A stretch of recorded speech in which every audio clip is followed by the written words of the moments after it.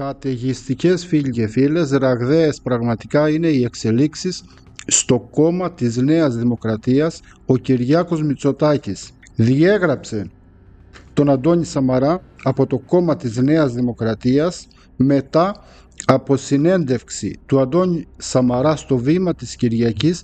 Εφόλης της ύλης συνέντευξη, ο Αντώνης Σαμαράς άσκησε σκληρή κριτική στην κυβέρνηση Μητσοτάκη. Είπε: δεν μπορώ να κατανοήσω τη στρατηγική της κυβέρνησης. Μίλησε για τα ελληνοτουρκικά, μίλησε για το γεγονός του ότι ο Κυριάκος Μητσοτάκης κινείται σε αντίθετη κατεύθυνση από την βάση της Νέας Δημοκρατίας αλλά και από την ίδια την κοινωνία, και η αντίδραση του Μαξίμου ήταν άμεση. Ο Αντώνης Σαμαράς διαγράφει για δεύτερη φορά από το κόμμα της Νέας Δημοκρατίας. Να υπενθυμίσουμε, ο Αντώνης Σαμαράς παλαιότερα ήταν υπουργός του μπαμπά Μητσοτάκη, αποστάτησε τότε, όλοι το θυμόμαστε, έκανε δικό του κόμμα την Πολιτική Άνοιξη και έκανε τεράστια ζημιά τότε στον μπαμπά Μητσοτάκη.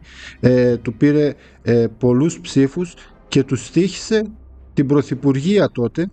Και το μεγάλο ερώτημα, το οποίο παίζει γενικότερα στο διαδίκτυο και όχι μόνο, αλλά και στα μέσα ενημέρωσης, το μεγάλο ερώτημα μετά τη διαγραφή του Αντώνη Σαμαρά είναι το εξής.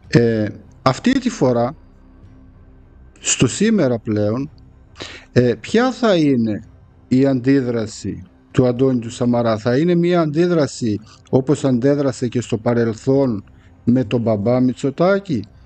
Θα προσπαθήσει ο Αντώνης του Σαμαράς να ρίξει την κυβέρνηση Μητσοτάκη, φίλοι και φίλες? Είναι ένα σοβαρό ερώτημα, το οποίο βέβαια αυτή τη στιγμή δεν μπορούμε άμεσα να το απαντήσουμε. Υπάρχει όμως, είναι υπαρκτό και εύλογο, θα έλεγα. Θα παρακολουθούμε τις εξελίξεις, φίλοι και φίλες, από εδώ, από το GRTV Plus, και για ό,τι νεότερο θα σας ενημερώσουμε άμεσα. Συντονιστείτε εδώ με το κανάλι μας για να μην χάνετε πλήθος θεμάτων και σχολιασμών που ανεβάζουμε. Αυτά προς το παρόν. Ευχαριστώ που με παρακολουθήσατε. Τα λέμε στο επόμενο. Γεια σας.